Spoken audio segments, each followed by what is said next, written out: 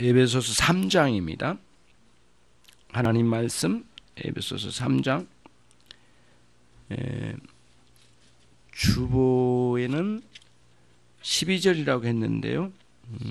조금 더 넓혀서 10절부터, 에베소서 3장 10절부터 13절까지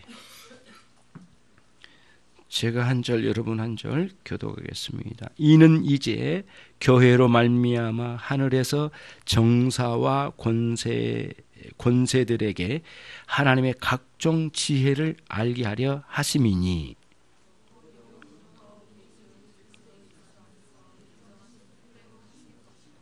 우리가 그 안에서 그를 믿음으로 말미암아 담대함과 하나님께 당당히 나아감을 얻느니라.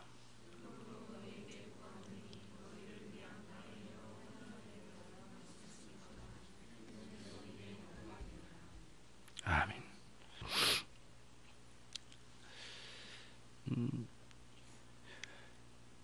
교회도 각 개인의 성도와 마찬가지로 고난을 받으면서 그들의 신앙이 순결해집니다. 이게 일반적인 원칙이에요. 신앙을 더 순결하게 만들어 가시는 하나님의 방법 중에 하나가 교회 가운데 고난을 허락해 주시는 방식으로 하신답니다. 진리를 따라 살아가는 성도들과 또 그들이 모인 교회는 언제나 어둠의 세력의 도전을 받아왔습니다. 그런데 그 고난은 교회를 더욱 성결하게 하고 순수한 신앙을 일으키는, 오히려 하나님께서 그러한 것들을, 그 고난들을 합력하여 선을 이루시는 위대한 역사를 늘 이루어 오셨습니다. 그래서 다윗도 자기의 시편에서 고난 당한 것이 내게 유익이라, 그리고는 주의 율례를 이 고난을 통해서 배웠습니다 라고 고백을 했습니다. 그런 관점에서 오늘 이 본문을 볼 필요가 있고요. 또 하나, 우리 한국 교회, 조국 교회를 한번 돌아보면은요, 역사적으로 한번 돌아보면 좀 우리에게 시사하는 바가 있습니다. 크게는 일제 만행에 의해서 교회가 큰 고통을 당했고요. 또 연이어서 한국전쟁, 6.25 전쟁으로 인해서 조국 교회는 엄청난 환란에 휩싸였습니다. 수백만 명이 전쟁으로 죽어가고 일제시대에 수많은 사람들이 죽어갔는데요. 제 첫 번째로 핍박의 대상은 기독교인이었습니다. 가는 곳마다 큰 고통을 주었고요. 각 교회마다 불태워지고, 심지어는 예배당에 이렇게 모여 예배하는 곳에 입구에 불을 질러, 사방에 불을 질러 한 사람도 나오지 못하고 그 예배당에서 죽게 된 그런 기록도 있습니다. 한 번은 이 기록을 조금 더 한번 들어가 보려고 제가 한번 기록을 찾아서 한번 들어가 봤는데요. 그 기록을 읽고 제가 굉장히 충격을 받고 한동안 몸을 못 움직이겠더라고요. 그게 뭐냐면은 6.25 때에 이 빨치산들이 이 교회마다 들어가서 목회자와 장로님들을 핍박하고 죽이고, 심지어는 후퇴하면서 저 특히 서해안 쪽에서 일어난 일들을 많이 봤는데요. 저 목포 쪽에서 이 서해안 길을 따라서 이렇게 올라오면서 각 지역에 있는 교회마다 불을 태우고 불을 지르고, 교회 사택에 있는 목회자 가정이나 장로님의 가정에 들어가서 사람을 죽이고, 심지어는 샘에다가 가족들을 빠뜨리고, 그 새벽에 죽어가는 많은 성도들이 있었습니다. 그래서 어떤 분들은 기록에 남기기를 로마 시대에 죽어간 기독교보다 더 많을 수도 있겠다 할 정도로 많은 사람들이 이 공산당들에 의해서 죽임을 당했습니다.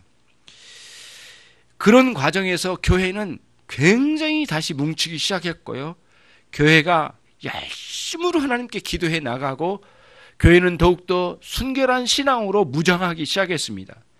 유교가 끝나고 난 뒤에 교회는 크게 일어나고 조국의 번영과 함께 교회는 앞장서서 일을 했습니다. 그래서 옛날에 어릴 때 저희들도 알고 있는데 아침 일찍 교회 종을 치면 농촌에 있는 사람들이 일찍 그 소리에 일어나서 농사지로 나가는 걸 보았습니다. 그리고 깨워줘서 고맙다고 한 분도 있었고요. 그래서 함께 새마을 운동에 모일 때에도 교회는 항상 앞장서서 나갔고 또 여러 모양으로 조국의 번영을 위해서 열심히 노력하고 먹고 사는 문제를 해결하는 데 굉장히 앞장을 섰습니다. 그래서 교회는 열심으로 봉사했고 헌신을 했지요.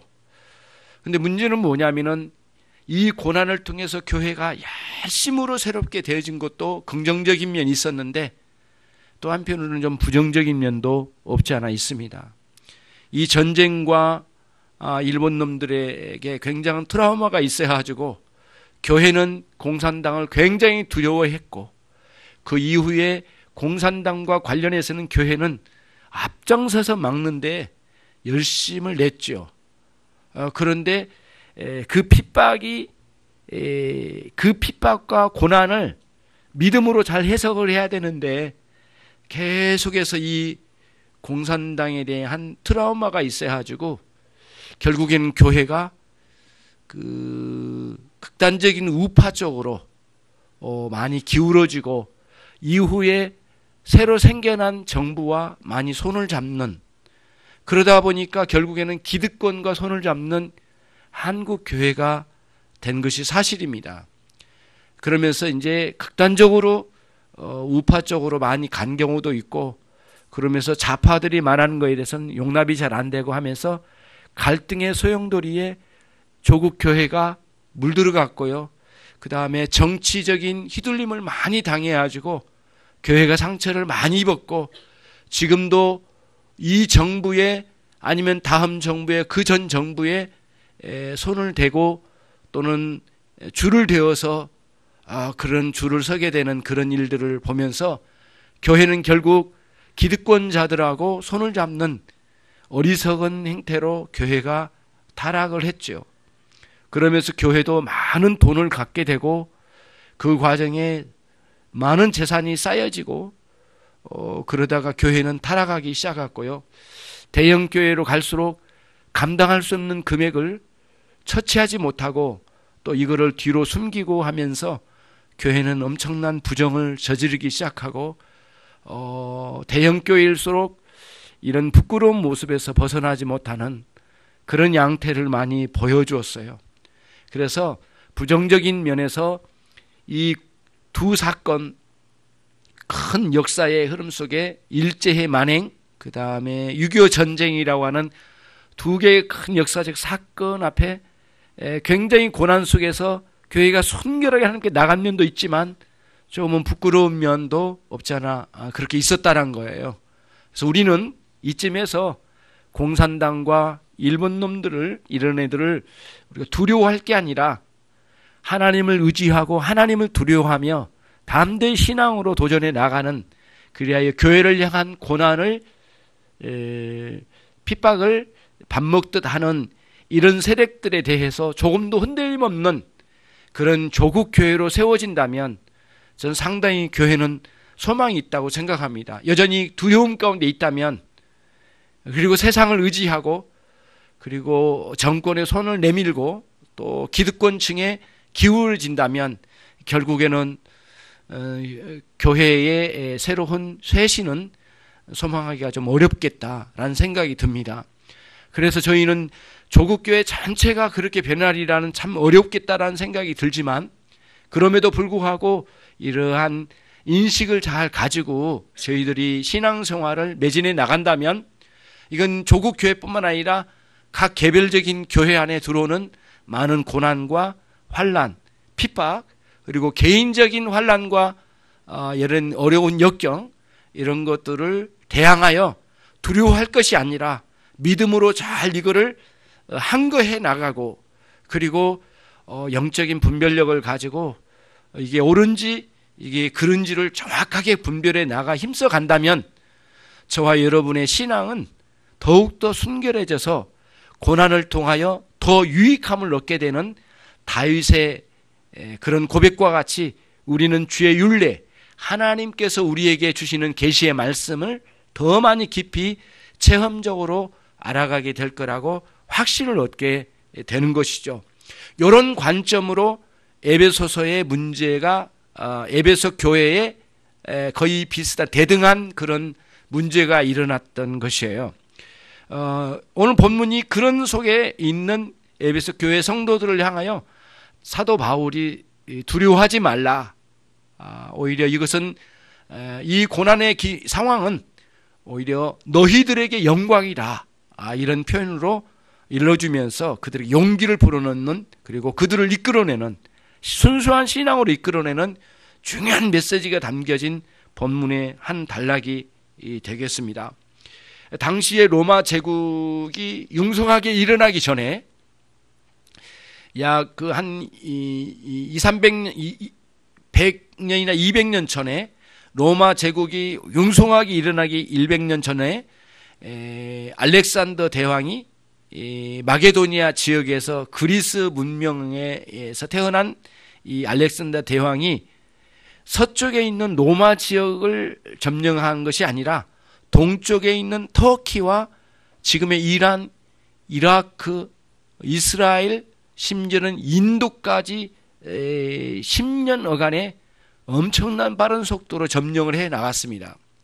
그리고 로마는 한 100여 년 후에 로마가 크게 일어나고 그리스를 차지하고 그리스의 문명을 뒤에 등에 업고 강력한 군사력을 가지고 알렉산더 대왕이 이뤄놓은 그 길을 따라서 세계 정복을 이뤄나갑니다.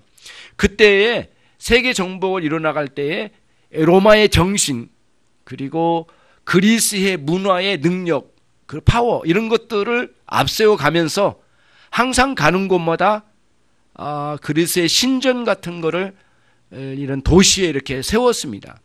그 중에 에베소라고 하는 지역에는 로마 제국의 7대 도시 중에 가장 큰 신전을 세웠다고 그래요. 수많은 사람들이 아침 저녁으로 그 이방 신전을 오르고 내리면서 술 취하고 향락을 즐기고 사람들을 농락하고 그러면서 도시는 축제 분위기로 가지만은 아주 하나님의 말씀에 보면은, 말씀의 입각에서 보면은 매우 타락한 그러한 현상을 보였다고 그래요. 사도 바울이 처음 전도를 나갔을 때, 1차 전도 나갔을 때 그 에베소 지역 그 근처를 전도를 했지 않습니까? 그리고는 교회를 개척했고요. 그리고 돌아왔는데 그 이방 신전에 들끓는 수많은 구름대와 같은 군중들이 농락하는 그 속에서 참으로 예수를 믿는 신자들이 그 신앙을 지켜가기 매우 어려웠다고 그래요. 심지어는 유대 나라에서 율법주의자들인 이 이단들이 와가지고 에베소 교회를 굉장히 어렵게 만들고 그 또 에베소 지역 안에서도 이단들이 일어나지고 골레속 교회 지역으로 함께 이단들이 많이 날뛰면서 순수한 신앙을 지켜가기가 참 어려웠다고 해요. 결정적으로 에베소 교회에 큰 환란이 몰아닥쳤습니다. AD 한 62, 3년 정도에 있었던 사건인데, 네로 황제 있죠. 정신분열증을 보였던 네로 황제가 이 사도 바울을 감옥수에 집어넣고 풀어줄 것 같았는데 오히려 더 사도 바울을 압박하고 결국에는 베드로도 그 당시에 당한 것인데 사형을 내렸습니다. 그 어간입니다. 곧 바울 사도를 에베소 교회를 개척한 그 담임 목회자와 같은 사도 바울을 로마의 형장에서 처형을 한다는 소식이 들려오면서 이제 에베소 교회가 엄청나게 그 고통을 당합니다. 엄청난 두려워하고 그 환란에 휩싸입니다. 그때 이 소식을 들은 사도 바울이 편지를 띄웁니다. 그러면서 그 편지에 띄우는 그 내용 중에 일부분이 오늘의 내용이에요. 그러면 사도 바울이 이제 이런 취지의 내용입니다. 교회를 세웠는데 하나님이 교회를 세워주셨는데 하나님 왜 세워주셨는가? 교회란 어떤 것인가? 항상 교회는 핍박이 상존해 있는 존재다. 교회는. 그리고 교회는 이 세상이라고 하는 마귀의 세력이 장악하고 있는 중앙에 교회가 세워졌다는 거예요. 항상 멀리 세상으로 떨어져 있는 게 아니라 항상 세상 가운데 있대요. 그리고 핍박이 항상 상존해 있대요. 그리고 그 핍박을 감당하면서 교회는 그 핍박과 싸워가면서 교회는 성숙되어져 간대요.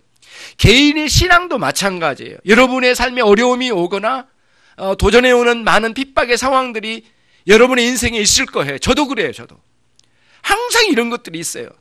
하루에도 수십 번 넘어질 만한 요소들이 우리에게 공격해 올 때도 있어요. 그때마다 주님을 의지하고 이를 악물고 주님께 내 인생을 맡겨드리고 어렵고 바람이 잦은 내 인생길이지만 하나님 내 인생을 붙들어 주실 건 확신을 가지고 주님 내 인생 전체를 통째로 주님께 맡깁니다. 주님의 이 환난을 믿음으로 승리할 수 있도록 도와주십시오. 내가 어떠한 유혹에도 넘어지거나 좌절되지 않게 하시고 어떤 인간도 나는 의지하지 않겠습니다. 하나님만 최종적으로 의지하겠으니 나를 인도해 주십시오. 이런 각오로 맞섭니다. 그때마다 도무지 생각하지 못했던 신앙의 순수함을 되찾는 계기를 갖게 되고요. 놀랍도록 내 마음에 하나님을 사랑하는 열정이 막 일어나게 된 것을 경험하게 됩니다. 이런 방식으로 개인도 성결케 하시고 교회도 정신을 차리고 깨어나게 하는 그런 고난의 세월들을 경험하게 하신다는 거예요. 그게 오늘 본문의 전체적인 문맥의 내용입니다. 그러면서 교회가 교회다워질수록 교회는 하나님의 주님의 교회로서 교회가 어떤 곳인가를 드러내어 하나님이 세우신 그리고 하나님이 구원하신 영원한 구원 계획이 교회를 통하여 밝히 드러나게 되어서 하늘에 있는 정사와 권세자들에게 그거를 알게 한다는 거예요. 근데 그거를 하나님의 지혜라고 표현했는데요. 여기서 하나님의 지혜는 영원히 하나님께서 구원하시겠다고 한 영원전부터 구원하시겠다고 하는 하나님의 구원 계획이 오늘날 여기 인천 열린교회를 통하여 하나님의 구원 계획이 드러나게 해주신대요. 근데 우리는 좀 어려운 용어이지만은 하늘에서 정서와 권세자들에게 라고 했습니다. 근데 여기서 해석이 분분합니다. 하늘에 있는 정사와 권세는 누굴까? 쉽게 말하면 이 정사란 말은 통치자입니다. 한문으로 쓰여진 건데 통치자예요. 오늘날 우리 통치자. 그 다음에 권세는 권세를 가진 권세자들을 의미합니다. 뭔가를 누군가를 다스리는 사람들이고 통치하는 사람들이에요. 그런데 여기서는 하늘에서라고 했으니까 하늘에 있는 영들이니까 아무래도 천사일 거라라고 하는 천사도 여러 계급이 있고 그 천사들이 다스리는 면이 있으니까 천사일 거라고 하는 해석이 있고 또 하나는 아니다. 마귀의 세력이 다양하게 있는데 그들의 마귀의 세력 중에 어둠의 세력들이 통치하는 그런 세력들이 있고 그런 권세자들이 있는데 그들에게 밝혀줄 거라고 하는 그런 의미로 해석을 하는 거죠. 저와 여러분이 한 교회를 섬겨가며 고난의 세월을 보내고 때로는 아쉬움이 많고 참 그런 일을 경험하지 않았으면 너무 좋았건만 하나님께서는 그런 경험을 또 허락해 주시면서 고난의 과정을 통하여 교회를 깨우시고 성도들의 마음에 신앙을 순결하게 만드는 과정을 이끌어 가신다는 거예요. 그러면서 하나님이 누구신지 만세전에 계획하신 하나님의 구원을 우리 가운데 특별하게 경험시켜 주셔서 우리의 신앙으로 밝히 드러내어 하늘에 있는 저 마귀의 세력이나 또는 천사들에게까지 알리게 되는 영적인 세계까지 그것을 교회는 드러내는 그런 역할을 교회가 감당하게 된다는 것이에요. 그 지혜가 곧 11절에 설명됐는데 영원부터 우리 주 그리스도 예수 안에서 예정하신 하나님의 뜻대로 우리를 구원하신 위대한 구원의 역사의 전반을 교회라고 하는 신적 기관을 통하여 그거를 이렇게 능력 있게 드러낸다는 거예요. 교회가 이런 거죠. 용서할 수 없을 것 같은 사람을 용서하는 성도들의 삶의 현장을 통하여, 그리고 사랑할 수 없는 같은 그런 상황에 있는 사람들을 사랑할 수 있는 그런 하나님의 은혜의 능력으로 그 일을 잘 감당하면 하늘에 있는 천사도 어둠의 세력들도 그 상황을 목도하고 깜짝 놀라 알게 되리라는 것이에요. 왜냐하면 이 마귀의 세력들은 기본적으로 이 땅에 있는 모든 인간들이 처절하게 멸망하기를 원하지 않습니까? 그런데 어떻게 하여 놀랍게 사망의 종로를 하던 그런 인간들이 어떻게 갑자기 변화해서 어느 모임에 딱 들어가더니 갑자기 사망의 종로는커녕 사망아 네가 나를 한번 찔러봐라, 어디 한번 해봐라, 오히려 사망의 권세에 대항하는 그런 사람으로 담대하게 일어서 버리더라는 거예요. 그때 사망의 권세를 가지고 장난을 치고 사람들을 엇박하고 그들을 무참히 짓밟아버리고 죄악 가운데 뒹굴다가 세상을 떠나게 만들려고 계획했던 사단의 계획들이 무참히 무너지면서 결국에는 깜짝 놀라고 도대체 그 사람들은 누구야? 내려다봤더니 우리 주 예수 그리스도로 말미암아 구원을 얻은 성도들이 담대하게 죄악과 싸워가고 유혹을 이기고 사단의 계략에 농락당하지 아니하고 굉장히 놀랍도록 하나님의 말씀에 의하여 분별력을 가지고 저건 더러운 길이야, 나쁜 길이야, 나는 결코 그게 넘어갈 수 없어. 그리고는 성도들이 일어나 담대히 싸워서 전쟁터에 승리하는 군사와 같이 일어서더라는 거예요. 그때에 하늘에 있는 천사들도 놀라고, 그리고 어둠의 세력 가운데 있는 이 마귀의 세력들도, 우리를 멸망시키려고 했던 마귀의 세력들도 자신들의 계획이 숲으로 돌아가니까 깜짝 놀라게 되더라는 것이에요. 그게 이제 이 본문에서 사도 바울이 이 말을 해주려고 했던 것이죠. 특히 이 본문을 기록한 때가 사도 바울이 로마의 감옥소 안에서 자기가 친히 붓을 들고 기록한 책이지 않습니까? 그런 맥락으로 올린 거죠. 처절하게 지금 이 환난 속에서 싸우고 있는 몇 가지 문제가 겹쳤잖아요. 에베소 교회 성도들이 이런 큰 신전에 구름대처럼 몰려다니는 수많은 군중들이 그리스도인들을 비난하고 비웃고, 그리고 교회 안쪽으로 들어와서 율법주의로 돌아와라고 농락하고 있는 수많은 율법주의 이단들, 그리고 예수를 부정하면서 교회와 비슷한 것을 만들어 놓고 교회마다 침투하여 어려움을 경험시킨 이 이단들이 난무했대요. 그러니까 굉장히 고통을 많이 당한 거죠. 그러면서 정치적으로도 이제 로마의 제국에 의해서 굉장히 어려움을 많이 당하고 활발하게 신앙생활을 할 수 없는 이런 상황 속에 고난이었는데, 그런 것들도 모두 견딜 수 있었지만 이제 담임 목사님과 같은 사도 바울이 얼마 지나지 않아 처형당할 거라는 소식에는, 이제는 이 네로 황제, 이 완악한 네로 황제에 의해서 죽임을 당할 거라고 하는 이 소식에는 너무너무 견딜 수 없어 에베소 교회 성도들이 굉장히 불안하고 두려워했답니다. 그때 사도 바울이 직접 자신이 친필로 써서 이제 보내준 거죠.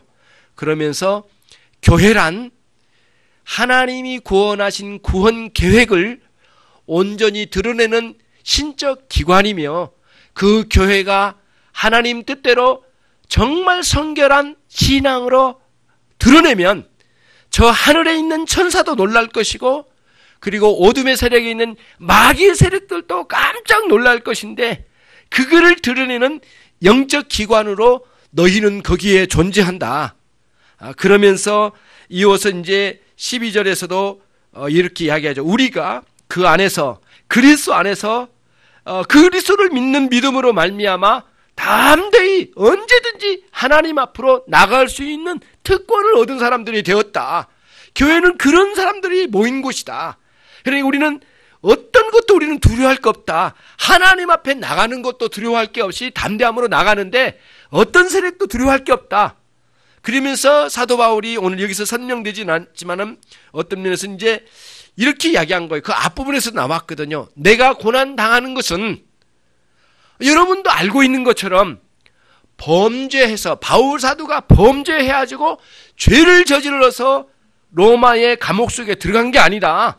나는 예수를 전하려고 복음 전도자로 와서 전도하려다가 이렇게 핍박을 받아 들어왔기 때문에 이 감옥소에 있는 것은 수치스럽고 창피한 일이 아니라 영광스럽고 기쁜 일이다.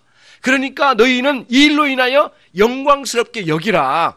만약에 내가 죄를 저질러가지고 누구를 다치게 하거나 누구를 잘못되게 만들어가지고 내가 그 죄목으로 인해서 감옥소에 왔더라면 너희들도 거기에 소식을 듣고 무척 수치스러운 일이고 감당하기 어렵고 어디 가서 얼굴도 못 들겠지만은 복음 전도하는 이 문제로 인해서 내가 감옥소에 있으니 오히려 이것은 영광스러운 일이고 자랑스러운 일이고 너희 자신들에게도 영광이 되니 오히려 두려워하지 말고 담대히 오히려 하나님 앞에 나가라.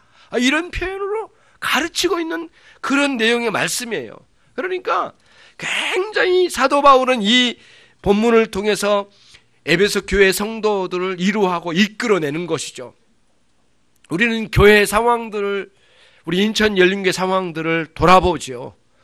여타의 많은 상황들이 있었지 않습니까? 이런 상황 속에서 우리들이 어떻게 보면은 많이 흔들릴 수도 있고, 인간적으로 보면은 뭔가 쭈그러드는 것 같고, 인간적으로 보면 좀 창피한 것 같기도 하고, 막 이런 교회에 고난이 올 때마다 우리가 고개를 못 들 것 같은 이런 상황도 때로는 도래할 때가 있지 않습니까? 하지만 참다운 교회로 거듭나기 위하여 저와 여러분이 함께 일치 단결되어 있고 우리가 어느 곳에서도 범죄하지 아니하고 완전하지는 않지만은 선결한 신자로 이 땅에서 용서할 수 없는 인간을 용서하고 사랑할 수 없는 사람을 붙들고 사랑해주고 누구도 헌신하기 싫어한 곳에 헌신하는 그리스도로 들어가서 사단의 권세와 사망의 권세에 짓눌려 쩔쩔매는 죄악 가운데 뒹굴었어야 마땅했던 우리의 인생들을 구원하신 하나님의 구원의 목표에 어느 정도까지는 도달해 가고 또 도달하고자 힘써 그 목표를 향하여 조금씩이라도 전진해 나간다면 우리는 수치스러운 일이 아니라 우리가 당하는 고난과 역경과 힘듦이 고개에 들지 못할 일이 아니라 오히려 당당히 하나님의 은혜 안에서 살아가고 있고 하나님께서 우리를 이끌어주시는 확신 속에 감사함으로 담대함으로 우리의 인생을 더욱더 뚜벅뚜벅 걸어나갈 수 있다는 확신이 우리 안에 있는 것이죠. 그런 차원에서 저와 여러분이 빛을 발한 사람들이 돼야 되겠어요. 개인적으로 삶에서도 마찬가지고 교회도 마찬가지예요. 우리 교회가 그릇된 결정을 해 나가거나 목회자가 뭔가 도덕적으로 잘못된 방향으로 나가게 된다면 여러분들은 가차없이 이 문제를 가지고 아주 여러분과 힘써 우리는 이 문제를 가지고 싸우듯이 이 문제를 해결해 나가고 참다운 교회로 거듭나서 더 생생하게 순결한 신앙으로 이 세상을 빛을 비추는 그런 성도들의 모임이 꼭 돼야 되겠습니다. 그런 과정을 통해서 이 교회는 교회다움을 드러내어서 하늘에 있는 천사들과 어둠의 세력 가운데 있는 이 어둠의 이 마귀의 세력을 깜짝 놀라게 하는 교회로서 거듭나는 아름다운 인천 열린 교회가 되기를 주님의 이름으로 축원합니다. 이 과정에 많은 상황들을 되돌아보지 않을 수 없어요. 상당히 이제 어려운 상황 속에서 많이 당황을 했죠, 사실은. 하지만 조금 안정되면서 제 나름대로 쭉 돌아봤어요. 아까 6분 우리와 함께 신앙생활 하시다가 먼저 소천하의 하늘에 하나님의 부름을 받고 가신 분들을 쭉 돌아봤거든요. 그분들이 모두 지금 먼저 가신 그분들이 다 한결같이 순수한 신앙을 늘 꿈꾸던 분들이에요. 노도남 목사님 같은 경우에는 젊은 날에는 자기가 당신이 신앙생활을 하지 않아서 술도 먹고 담배도 피우고 굉장히 세상의 향락도 즐기면서 살았었대요. 근데 60이 넘으셔가지고 전도되셔서 내가 하나님을 제대로 알아야 되겠다고 신학교도 갔다 오시고 그리고 저희 교회에 오셔서 이렇게 목회 현장에 직접 목회를 하지는 않으셨지만은 우리 성도들과 함께 고뇌하면서 참 교회로 가고자 하는 힘써갔던 그 애타는 마음을 늘 우리에게 표현해 주시고 올바른 길이라면은 항상 동의해 주시고 잘못된 것은 늘 지적하면서 교회가 순결하게 가기 위해서 얼마나 힘쓰셨는지 몰라요.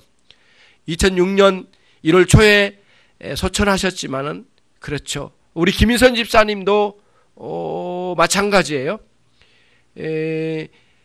1950년대에 초에 50년도 그 전후에 사할린에서 남들은 신앙생활 하지 않을 때에 우리 대한민국에서 서울에서 그 단파 방송으로 띄웠잖아요. 아세아 방송하고 극동방송국의 그 예배 현황, 설교, 성경 공부, 그다음에 성경 읽기 이런 내용을 계속해서 보냈습니다. 그래서 저기 북쪽으로는 북한 쪽에도 그다음에 길림성 쪽에도 그리고는 저 동쪽으로는 사할린 쪽으로 그리고 중앙아시아 쪽까지도 카바를 하면서 이 방송을 띄웠거든요. 저는 전라도에 살았는데 전라도 쪽에서 어릴 때 그 방송을 들으면서 많이 은혜를 누렸거든요. 이런 방송을 들으면서 공산당들이 예수 믿는 사람을 잡아다가 어려움을 주니까 교회도 문을 닫아버리고 모두 기독교를 금지령을 내려버리니까 그때 당시에 이불 속에서 그 작은 라디오를 틀고 설교를 들으면서 작은 성경책을 들고 이모와 함께 그걸 펼쳐가면서 예배를 드렸답니다. 그리고 신앙생활을 하시다가 고르바초프의 개방 문화로 굉장히 많은 개방이 되면서 기독교가 다시 들어가고 선교사님이 들어가면서 교회가 세워지고 신앙생활을 열심히 하시다가 또 이와 같이 한국으로 오시게 되셔서 저희와 함께 신앙생활을 하는데 첫 번째 그 내용을 우리에게 간증을 하는데요. 첫날에 제가 엄청나게 눈물로 그 간증을 들었습니다. 너무너무 감동이었어요. 그래서 제가 한참을 그 써놓은 글을 잃어버렸는데 한참은 몇 페이지를 그 글을 썼어요. 이 김선 집사님이 간증한 내용을 정말 생생하게 듣고 놀라웠죠. 아주 순수한 신앙을 가지고 또 인품도 참 뛰어나시고 하나님께서 기뻐하신 그런 신앙을 가진 분들이 우리 인천 열린교회에 우리와 함께 신앙생활했던 우리 믿음의 선조들이 있었다는 거예요. 너무 자랑스럽게 생각하고 하나님께 영광이라고 생각합니다. 많은 고난과 역경 속에 승리한 하나님의 백성 중에 한 분으로 이렇게 세워져 가면서 신앙생활한 이 과정들을 보면서 오늘 바울 사도가 에베소 교회 성도들을 향하여 너희는 이제는 환난 가운데 낙심하지 말라. 그러면서 13절에 너희가 영광이라. 왜 영광이냐면은 사도 바울이 감옥에 갇힌 게 죄를 저질러서 갇힌 게 아니라 복음을 전하다가 갇혔으니 너희에게는 무한한 영광이지 않겠느냐. 너희와 나 사이에 그런 담임 목회자와 성도와의 관계와 같이 오히려 그거보다 더 끈끈하게 관계 형성됐는데 너희는 이 일로 인하여 더 영광스럽게 여기라. 이 편지를 띄우고 얼마 지나지 않아 로마의 형장에서 이슬로 사라졌다고 그래요. 그러니까 오늘 우리는 이 본문을 통해서 보는 거예요. 마침 명예권사 추대식을 준비하면서 교회가 어떤 교회가 돼야 되겠는가, 그리고 교회의 진정한 영광은 무엇인가.